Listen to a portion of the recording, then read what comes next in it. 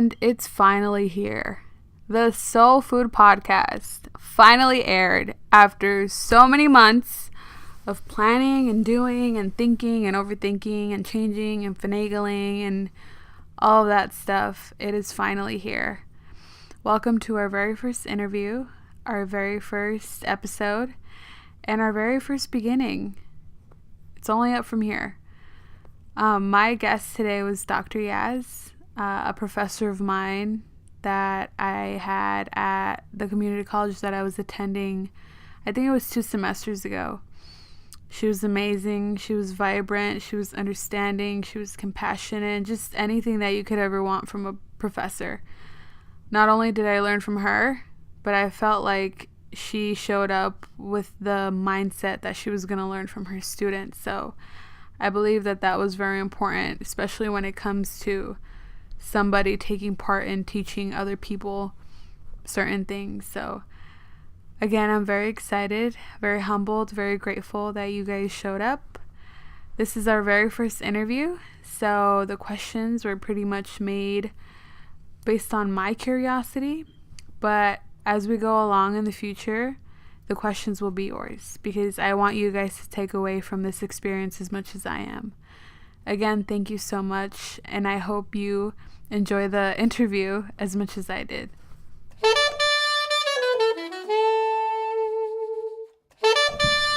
Welcome to the very first episode of the Soul Food Podcast. Hone in on my own skills and teach in a way that would make sense for students. Right. And you know how I talked a lot about naturopathic medicine? Yes. I want to spread that goodness to other students, because if you guys don't get that, so many of you would probably never have heard of it, so I just want students to have more success in any way that they can. So there's a few different combination of factors. Right. Yeah. And the natural medicine, my mom tells me about teas and meditating and those types of things, and do you believe in that? Natural medicine can cure us from and potentially get us away from big pharma? Is that what you think?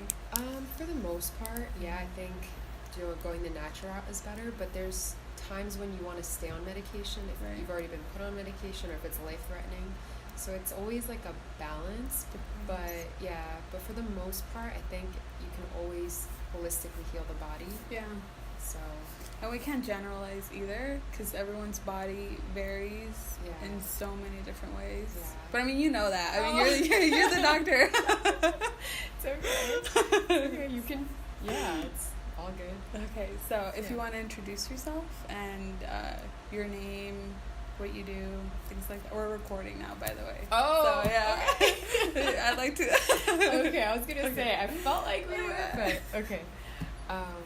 Do you want me to introduce myself? Yeah. I'm Dr. Yas. Mm-hmm. All right. Well, I'm Dr. Yas. I have been practicing naturopathic medicine for a few years now, and what that entails is really looking at the body from a holistic perspective. So not just looking at the symptoms that somebody comes in with, but really taking a look at all the different organ systems of the body, trying to acting like a detective to figure out what truly is the underlying issues.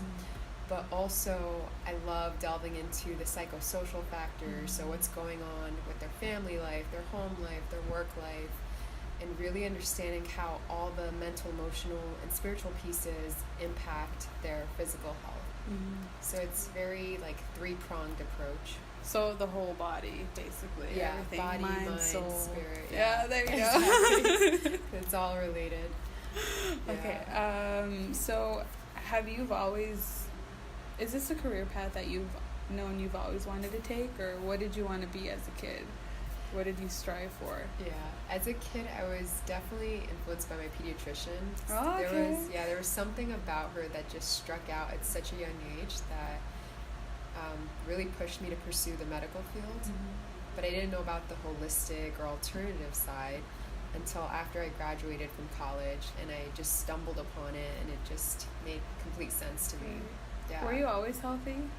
No. No. No. What? I was actually sick often, even though, Yes and no. Like, we always ate well at home, but I had my fair share of junk food growing up. Lots of candy, lots of sugar, wheat, dairy, the whole gamut. And in college, actually, I was at my sickest because I was overweight. I was constantly tired, constantly sick, lots of digestive concerns, lots of anxiety, depression. So, like, Whoa. yeah, I was a mess in college. And then when I learned about this medicine, I began to shift my lifestyle. And since then, Never look back. yeah. You feel your most prime. Yes. Yeah, I always imagine if I didn't know about this medicine, I would have probably ended up with chronic diseases, autoimmune conditions, because I was on that track. Oh my gosh. Yeah. The track that most Americans are on, I bet. Yeah. I really believe in the natural medicine. My mom, when she was little, she'd have a lot of epileptic attacks. Yeah. And she wouldn't eat, always have migraines. She was anemic. What else did she have? Insomnia. She would not sleep at all. So my grandparents were like, well, they're also religious, so they would say, God, if she's going to be healthy, leave her here. If not, you just go ahead and take her. So they had to do so many treatments. We're going to get spiritual. Yeah. My grandma had a dream that the Virgin Mary, because we're Catholic, sent her to go get this, I think it was a type of herb by her tree, and boil it, blend it, and give it to my mom. So she did that, and along with meditation and having to pray and more clean diet, I swear, Doc, it went away. Wow. Well, she's That's 40. amazing. She's a grown woman now, so she's healthy. So it is true. I do 1,000 times believe in natural medicine, and even though I've had my fair share, like you, of junk food and late nights and all that stuff, just slowly moving towards it, you feel more focused and more like centered, so to say. Yeah. So you're doing amazing. You're doing really good. Well, thank you. So what was the best advice you received while you were on that track, or just in your lifetime? Wow, that's a pretty big one, because I've received so much guidance.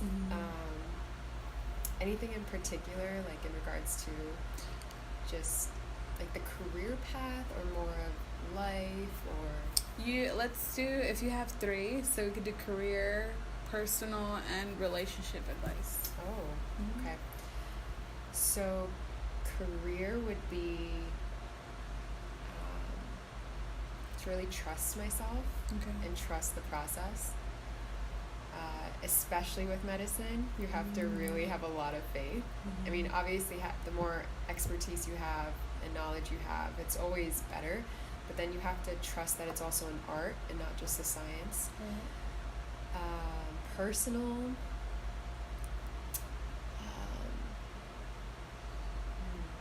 And you can take your time. I can edit this out. Okay.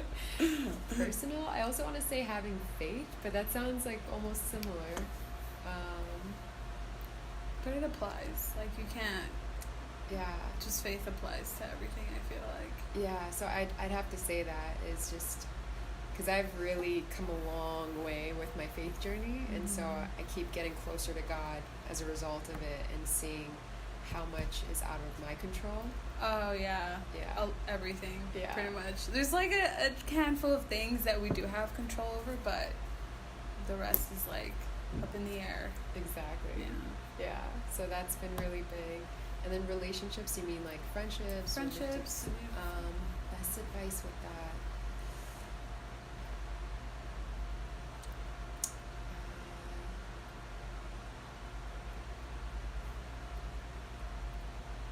I don't know, just loving others as you love yourself. Sorry, yes, I hope it's not like good. cliche, but here's what I'm thinking with that is I've always been very hard on myself, but I'm very compassionate with other people.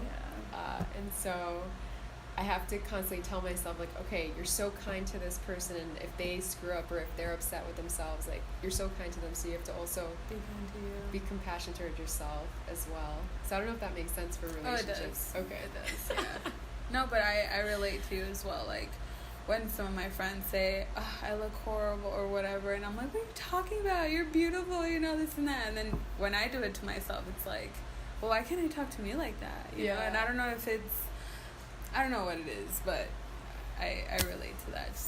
I don't know. I think it's because you're so used to yourself that you just want to push yourself to be better. I don't know. Yeah. A lot of factors. Exactly. Actually, do you remember if you had any mentors that sort of helped guide you? Towards a naturopathic or just in your life or both? Absolutely. I had a lot of great teachers. I had a great guidance counselor in high school who told me pretty much to go to the women's college in New Jersey. And at first I was like, what? A women's college? But that was so helpful and so empowering.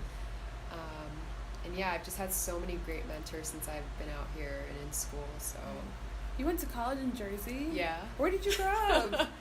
Paramus. I don't know. So it's like Bergen County. It's right outside the city, north. Yeah. Oh my God! I feel like I don't know you. I didn't even know this. I thought you've grown up here your whole life. No. Yeah. Oh my gosh. Yeah. How was it? You know how people say that women are catty? Was that the environment at the college, or what was it like? Was it your prime? Like what? Well, I'm also an interesting individual, so I kept to myself for the most, because I was so busy with schoolwork. Right. And I'm not a drama type of person, so I never got involved in the catty side. Mm-hmm. If there was, I would always just kind of pull away from it. But I think overall, in the dorm that I lived in, the girls were overall really, it was like a science dorm too, so everybody was so nerdy. We didn't have time for drama. There was very little drama. Right. I'm sure if it was the party, section, that would definitely be a lot more. Good. You don't need that. Yeah. Okay. What would you tell 20-year-old you? Oh gosh, I tell that to myself right now to chill out. Chill out. Yes. Relax. I need to relax more and not worry about the outcome of things.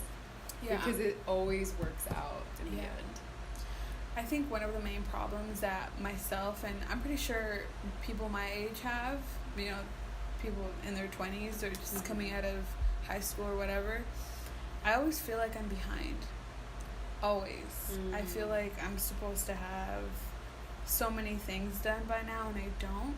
Yeah. And, we kind of forget that we're human. Yeah. And we compare ourselves because of the phone. Social media, what people are posting, where are they eating, what car do they drive, this and that. So just I guess we can't disconnect and we have a comparison problem. Mm-hmm. So that's why I'm trying to fish for advice for people, what would you tell your 20-year-old self, because we need help. I think we need help because we think we know everything and we don't.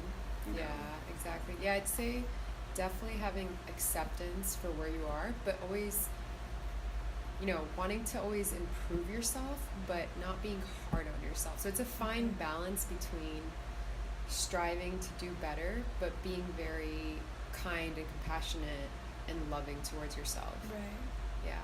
So celebrating the small successes, celebrating every step of the way, but always looking for, there was actually one of my mentors would tell me good, better, best. Good, better, best. Yeah. So she's you can always do better, but just be content with where you are right now. In the moment. Yeah. Exactly. That's so hard, though. I know. But we try. Yeah, exactly. Okay. On your opinion, is it important to do what you enjoy? Oh, absolutely. Why? Because life is too short. Mm-hmm. It really isn't, especially when you're younger, you think I have my whole life ahead of me, but it just goes by so fast, and the majority of the day, if you're miserable, it's just not worth it. Right. And you know in your spirit when you're not doing what you're supposed to be doing. So Yeah. over time, it's going to make a huge impact. Yeah. So I think I say this a lot, but when I was young, I thought I wanted to do what when I was young. I think I'm like 50. Okay.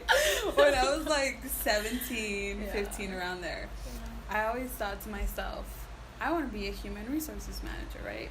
Because I interned for a HR manager, and I had a lot of friends, not a lot, but I had a friend whose mom was an HR manager, and I kind of liked the lifestyle that they had. And then what I did in the internship, well, now that I'm in it, I don't like it.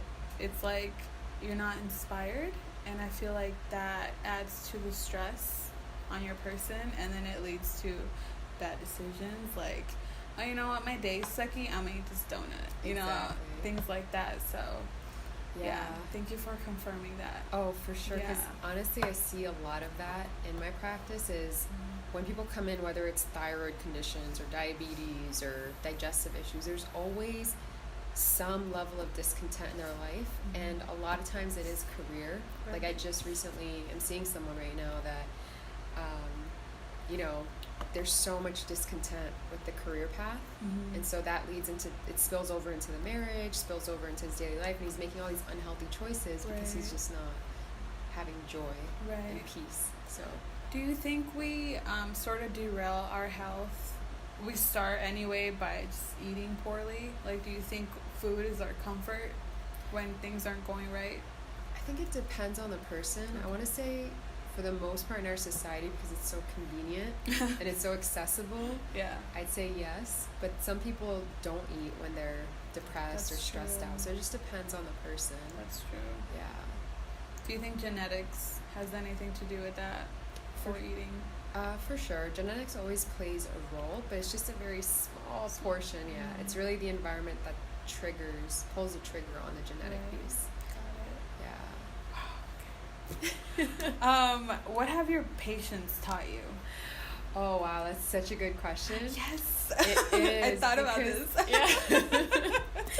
Because, interestingly, I feel like my patients mirror me, and they've been, especially this year, I learned so much about myself, so much about what I need to be more observant of and what to not do to prevent myself. Like, you don't know how many people come in with these chronic conditions because of years of being hard on themselves, years of unhappy marriage, years of, unhappy careers, or just some chronic mental or emotional issue that's built up.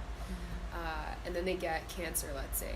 And so then I tell myself, see, like, if you keep worrying yourself, like, you're gonna end up just like this person too. And they're teaching me so much about relationships, because a lot of them are in unhappy or some of them are in really happy marriages, and it's just so beautiful to hear every person's story, because it's so different, and yet we all have some common threads too. So it's my favorite part, actually, of doing what I do. So your job is very humbling, it sounds like. It is, for sure, because they teach me just as much as I teach them. So. Oh my gosh. Yeah. You're like selling me the job. I'm like, am I picking correctly?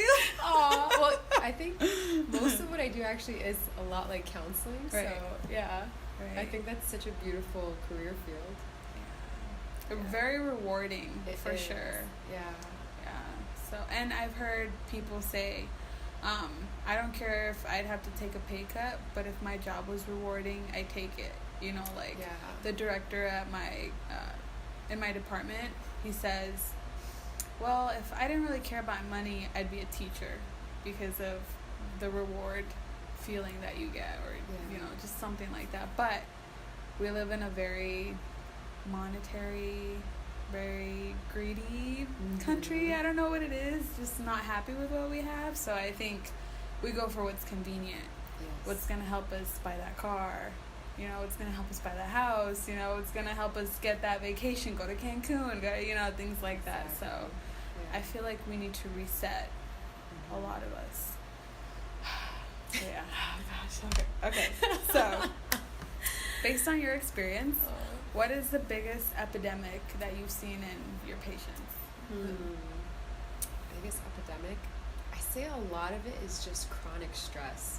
So I wouldn't say I mean, I know there's a lot of chronic disease conditions, but I feel like the root of most of them is stress, both emotional and physical. Right. So the mental, emotional stressors from various areas of life, but also the physical stressors from our environment, like all the chemicals, the toxins, the noise pollution, air Things pollution. that we wouldn't consider. Yeah, basically. exactly.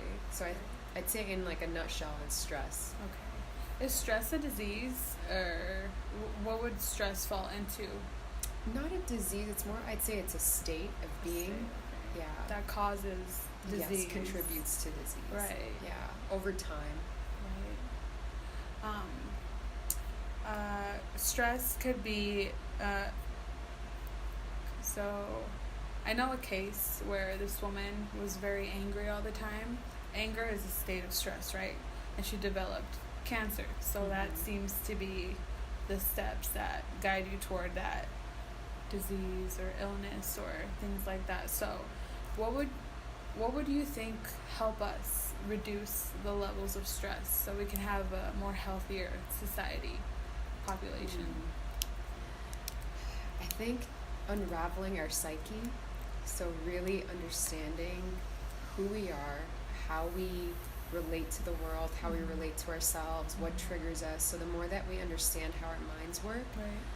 and the more that we master our minds and emotions, I think we can have a greater management over stress. Right. Because I know like there's all these like stress release techniques like meditation and you know, taking a bath, going for a walk, and I think those are all perfect and great, but I think it's really understanding how your mind works and how you operate in the world. Okay. And that takes time and a lot of personal time, and I love like working with people, whether it's a coach or whatever, a professional that can really help you to do that, I think is really great. Or you can just choose the meditation route and do it yourself. Just depends. Meditation really does work. Yes, it does, yeah. And it's so different for every person. So you don't have to just sit there like saying all the time. Right. You know, there's walking meditation, there's people that go and walk in nature and they say that's their meditation. It's whatever that makes you just be present to your body and be present to the moment versus like getting stuck in your thoughts. Right. Yeah. What would you say is, because I have a lot of friends that suffer from anxiety, where does that anxiety come from? Like what makes a person have anxiety, basically? I never understood it, understand why. I mean, I've experienced anxiety, but it's only when I want to control something, you know. Yeah. And I'm like, is that what it is? Or, you know, I'm not sure. So if you could say what triggers that anxiety and what we can relieve, what we can do to relieve it. Yeah. So it's multifactorial. So again, there's a mental and emotional side of anxiety, and then, or cause of anxiety, and then there's the organic causes. So let's just start with the organic causes being physical. So if you're eating the wrong kinds of foods, over time that's going to throw off your hormones, it's going to throw off the gut bacteria, which then are going to impact the chemicals that the brain makes to calm you down. So different kinds of physical stressors can ultimately disrupt the environment of the body, causing a state of anxiety. Or it can just be, again, from mental, like micro traumas from your past. So it depends on how severe the anxiety is and what triggers it. So identifying first the causes, and then when you identify the cause, then you can choose the right treatment. So if it's just purely based upon your body chemistry, then that's much easier to address. But if it's more of the mental, emotional, like past, you know, related events, then that's something you'd have to work through. And there's so many great natural medicines, which is what I love. And a lot of what I do is I give a lot of herbal medicines, high dose nutrients, homeopathic medicines that are very individualized to the person and their specific state of anxiety, because your anxiety is going to be very much different from your friend's anxiety. So it sounds like a lot of digging if it's more like on the emotional side. So you would have to, a lot of therapy, it sounds like, and just, I feel like a lot of that is also accepting what happened and letting go. Yeah, Again, hit it right in the nail. It's always goes back to forgiveness, Yeah. forgiveness and acceptance. Right. Letting go, being at peace with it. But there's so many great techniques nowadays that you don't have to, I mean, it depends on the individual. You don't have to spend years in therapy to overcome anxiety, because Right. there's so many techniques that get you through it quicker. Like there's hypnosis, or there's NET, or there's, you know, like I can tell you so many different types of therapies out there. Right. Yeah. So it's so great to live in this society.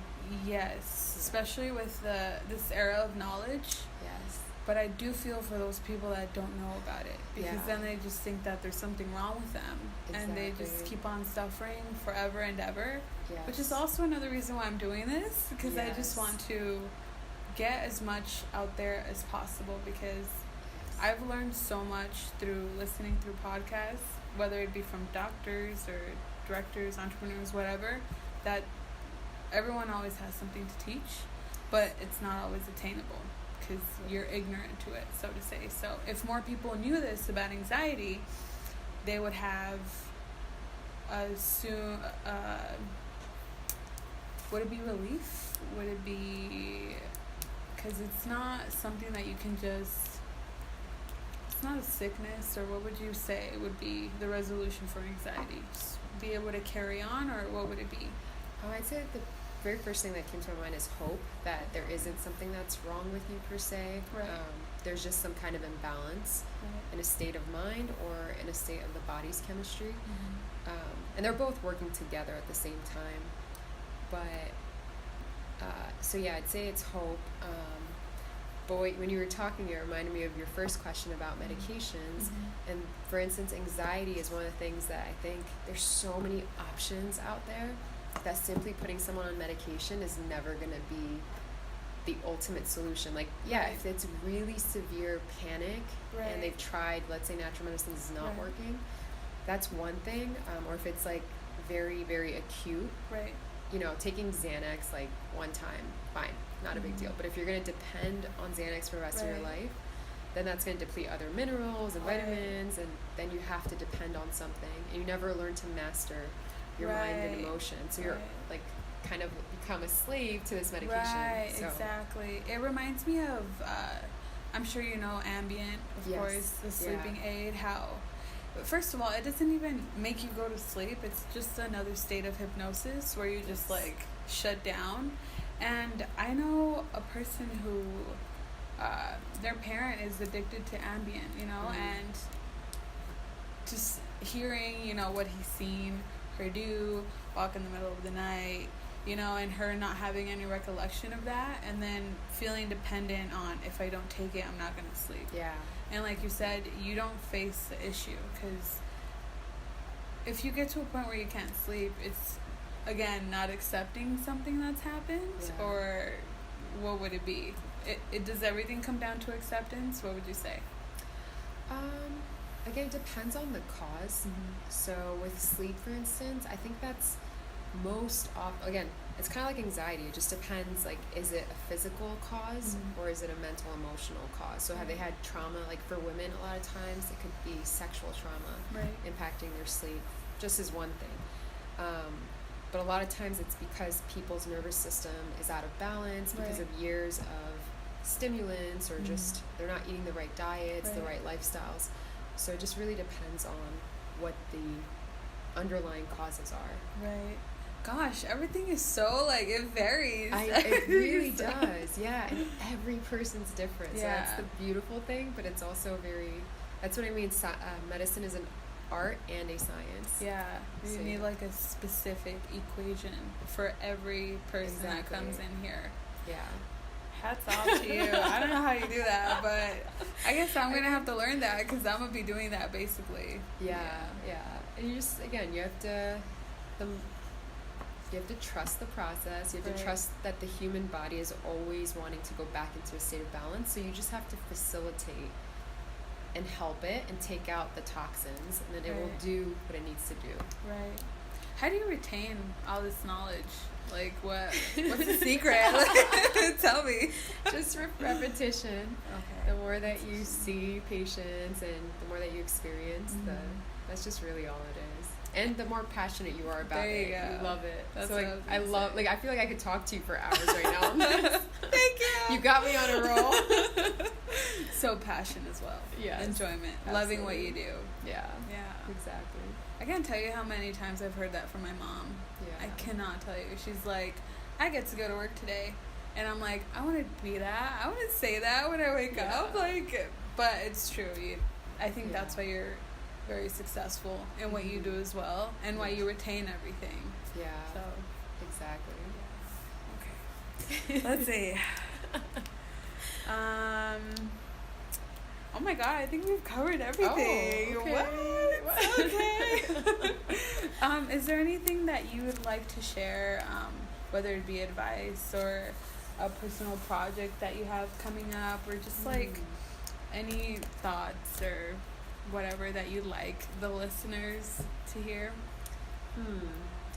Well, I know we briefly touched on the spiritual piece, just like in the very beginning, but I'd say, because we were talking about anxiety, I personally believe there's also spiritual warfare, and so that's not something that I address often with patients, but if they're open to it, I think there's definitely a component there too. It's not just that we're, fighting in our minds and our emotions. I think there's always something spiritual going on as well. So. Yeah, I agree. I think that the human body, the human, is built to believe in something. Yeah. Because part of our biggest fear is what's next. So when we are missing that link is missing, we feel lost. Yes. And I don't want to get like wooey or like cliche, but it's true. When I stop meditating, I get anxious. When I stop praying, I get anxious. And I stop being disciplined. I stop being consistent. I stop doing what I like to do. Like I can tell you 6 months ago, reason why I didn't launch this is because of my ego. Because when you meditate and you pray and you suppress that and you remember life is about the evolution, you're not in control of what you have of anything basically, but you're in control of how you write and this phone, and maybe you're in control of how you're gonna do your hair, how you're gonna wake up in the morning, but that's about it. We just have this moment, and when you believe in something else, something spiritual, when you have faith in my path is cleared because of whatever, it puts us more in centered, and like everything's gonna be okay, and we make better decisions, and we develop as better human beings. Yes, absolutely. And I've actually looked at PubMed articles on prayer, and you can find a ton of research on how people with cancers and like these crazy chronic diseases, they recover so much better because of their level of faith. Right. And I've started to actually, before seeing each patient, like I'll say a prayer, and then during the session I'll pray through, especially if it's a particularly tricky case. Right. And I can't tell you, every single time I've done that, like I feel like a miracle has happened. Oh like, my gosh. No, seriously. Like, and I consider it a miracle because the things that have either come out of my mouth that I'm like, there's no way I could have thought of that, or the conversation just took a completely different turn because I allowed, God to enter in the conversation. And so it's been so fascinating and so beautiful. So I think that's probably where I'm going to shift gears to with my practice, or incorporate more of the spiritual piece. But obviously everybody is at a different place, so I never impose it. It's more of, if the person is open and they want that. I've even prayed with a patient in session. Oh so my gosh. I pray after the session. Oh. I think it's so important for us to have that kind of protection. So. Yeah. I just find it a bit maybe abnormal because I always grew up with faith, but how people aren't a fan of it, and just maybe it was their environment and how they grew up, or maybe they had an experience that strayed them away from that. But how would you basically set the tone for that? Or do you like put your feet in the water and then you go in or pull out, or like what would you do? How would you know that a patient is open to that? So I actually have it on my intake form. I have a spiritual questionnaire that asks, like, do you have spiritual beliefs? And then that's where they say yes or no. And then I have, like, do you believe in a higher power? What happens when we die? And it's just again, a taste of where they're at. And it's really fascinating, the answers that I get. So during the initial session, I might bring it up again. And again, I do it in a very loving way. So it's never judgmental, because who am I to judge anybody? Because I have my own struggle. Everybody does, you know. But on a day-to-day basis, I also try to, as much as I can, incorporate just like, again, I'll always pray before to make sure it's not my ego or it's not me, but it's really spirit leading me to say something. Neutral, basically. Yeah, exactly. Oh my gosh. So, yeah, it's been amazing. How have you grown as a person this year? I know you mentioned that in the beginning, but oh gosh, what have you gone through? Like, what challenge have you undone? Wow. I've definitely grown significantly this past year. Most of it from hardships and struggles, which is how we grow the most, apparently. Definitely becoming more trusting, more accepting, learning about forgiveness. And yeah, I'd say having faith and just continuing to step boldly into what I feel is my calling. And just being here to, like, continuing to keep my mind on why am I here and what am I meant to do. And it's really to serve people in this way. It's not about, it's never been for me anyway, like the ego part of, like, oh, being a doctor and all that. Like, I've never thought, and I still don't see myself as that as much as it is like being a facilitator of the healing process. So sorry, that was like a lot of, but I feel like I've grown so much and I'm still growing, but those are the biggest areas. Like I said, life is all about the evolution. So oh my gosh, that's incredible. You know, as I feel like a lot of us seeing doctors, especially like yourself, we feel like, oh, they're perfect, you know, what haven't they done right? But having these conversations, you realize, oh, she's just another person like me, but a little more enlightened, you know, and just like, I'll be there one day, you know, just with work, and we're all on different pathways. So. And I think you might be enlightened in other areas that I'm not, just because, you know, like, we're all on different life paths and different experiences. Oh my God. There needs to be more people like us. Oh, exactly. That's why you're doing this. Exactly. Yes, exactly. I really appreciate your time. Oh, thank you. So, I'm so honored that you chose me as a podcast, you know. And maybe today we have 1 to 10 listeners, but one day we'll have 1 to 10 million listeners, you know. You never know. And you have to start somewhere. And I feel like I started with the right people in the right place at the right time, and I mean, I want something different, so I have to do different things.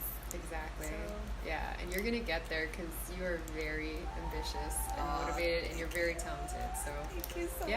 You will absolutely get there. I'm gonna cry. You already are there. It's just a matter of continuing. And how was that for our first interview? Not bad, if I do say so myself. For more Dr. Yas, you can reach her on Instagram at dr.dryas.nd. And as far as the Soul Food Podcast channel goes, you can reach us on Instagram at the Soul Food, SOLFOOD, for questions, requests, and potential guests that you guys would like me to check out or even consider. You can reach us on Gmail at the solfoodpc@gmail.com. Let me just check if that's correct. No, it is at solfoodpc@gmail.com. Thank you again so much, and I'll see you guys on the next episode on the Soul Food Podcast.